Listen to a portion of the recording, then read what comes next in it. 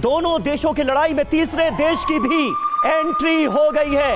Israel फिलिस्तीन युद्ध में लेबनान की एंट्री, ये इस वक्त की सबसे बड़ी खबर। लेबनान का इजराइल पर मोर्टार से हमला। देखिए, इजराइल पर हमला कर दिया है। लेबनान ने मोर्टार दागे गए हैं इजराइल की सरजमीन पर। दक्षिणी लेबनान से इजराइल पर इन ताजा हमलों को अंजाम दिया गया है, जिसकी एक्सक्लूसिव तस्वीरें इस वक्त TV9 भारतवर्ष पर आप देख रहे हैं। IDF ने लेबनान पर जवाबी हमला किया है, लेकिन इजराइल के खिलाफ अलग अलग मोर्चों से ये जंग लड़ी जा रही है, ऐसा साफ तौर पर नजर आता है। हमास के हमले जारी हैं और अब लेबनान की तरफ से भी मोर्टार दागे गए हैं इजराइल के ऊपर। दक्षिणी लेबनान से इजराइल पर हमला हुआ है।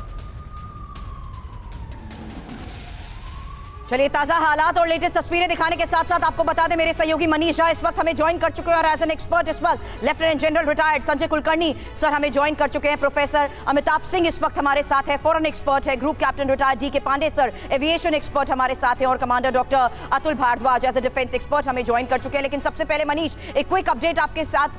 हम TV9 भारतवर्ष एक एक लोकेशन के बारे में ये जानकारी दे रहा है। अब युद्ध का दायरा जिस तरीके से बढ़ता जा रहा है, मनीष क्या जानकारी अभी फिलहाल मिल पा रही है?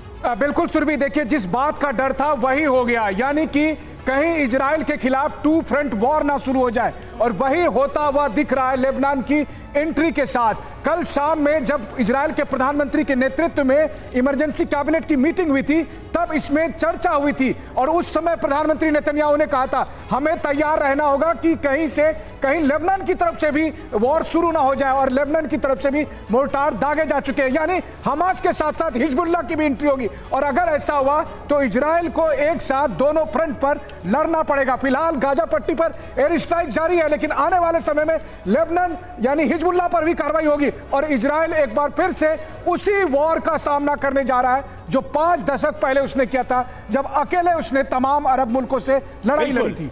बिल्कुल बिल्कुल, हिजबुल्लाह और हमास अगर एक फ्रंट पर आकर इजराइल के खिलाफ ये लड़ाई लड़ते हैं तो इसका अंजाम क्या हो सकता है ये समझेंगे। लेकिन इस बीच एक और बड़ी खबर, इजरायली सेना ने गाजा में तबाही मचा दी है। 11 मंजिला अल अकलौक टावर पर हमला किया गया है। अल नस्र में इजरायली सेना ने हमले तेज कर दिए हैं और वहां पर अल अकलौक टावर को निशाना बनाया गया है, जो कि 11 मंजिला टावर था। तो इजरायली सेना ने भी अपने हमले तेज कर दिए हैं।